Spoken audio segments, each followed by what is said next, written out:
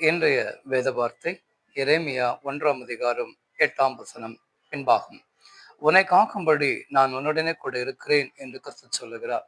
ஆம் பிரியமானவர்களே, ஆண்டவராகிய இயேசு கிறிஸ்து நம்மை பார்த்து சொல்லுகிறார், உன்னை காக்கும்படி உன்னுடனே கூட இருக்கிறேன் என்று சொல்லுகிறார். இன்றைய வாழ்க்கையிலே நம்மோடு கூட யார் பிரயாணப்படுகிறார்கள் என்று சொல்லி நாம் பார்க்கலாம். நம்முடைய வளர்ந்து வரும்போது நம்முடைய பெற்றோர் நம்மை கூட இருக்கிறார்கள். பின்பு வளர்ந்ததுக்கு அப்புறம் நம்மளோட பேர பிள்ளைகள், குழந்தைகள் அப்படி நம்ம கூடவே இருந்துட்டு இருக்கிறாங்க. இதுல உன்னை காக்கும்படி அவர் என்ன செய்கிறார்? உன்னோட கூட இருக்கிறார் என்று சொல்லி. அதே போல ஒரு சகோதரன் தன்னுடைய வாழ்க்கையில தேவனுக்கு பிரியமான காரியங்களை செய்து கொண்டு குடும்பத்தை நடத்தி கொண்டிருந்தார். திடீரென்று அந்த குடும்பத்திற்கு விரோதமாக சில பில்லி சூனியங்களை, ஏவல் ஆவிகளை விட்டு அந்த குடும்பத்தை சிதைக்க வேண்டும் என்று சொல்லி ஒரு நபர் விருப்பமா உள்ளவராய் இருந்தார்.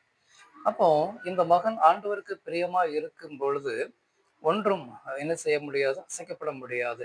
அப்ப அந்த ஏவல் ஆவிகள் என்ன செய்கிறதாம், அந்த தேவனுக்கு பிரியமான அந்த மனுஷனை தாக்குவதற்கு ஆயத்தமா இருந்த பொழுது என்ன ஆயிற்று என்று சொன்னால், அந்த இரவு வேளையிலே அந்த அந்த குமாரனுடைய வீட்டின் அருகே ஒரு பெரிய தேவதூதன் கையிலே வாளோடு கூட நின்று கொண்டிருந்தார்.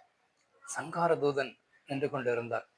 பிரியமானவர்களே, எப்படி ஆண்டவருக்கு பிரியமாய் இருக்கும் பொழுது அவர் நம்ம என்ன செய்கிறார், நமக்கு விரோதமாய் உருவாக்கப்படக்கூடிய எந்த ஆயுதத்தையும் அவர் வாய்க்காதபடி செய்கிறார். பிரியமானவர்களே, அதே போலதான் நீங்கள் அவருக்கு உண்மையாக இருக்கும் பொழுது அவர் என்ன செய்கிறார், ஒவ்வொரு நாளும் உங்களை காத்து கொண்டு இருக்கிறார்.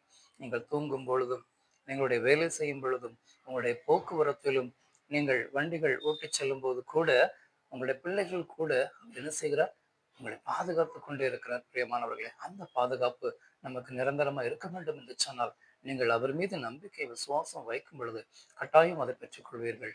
ஆமென்.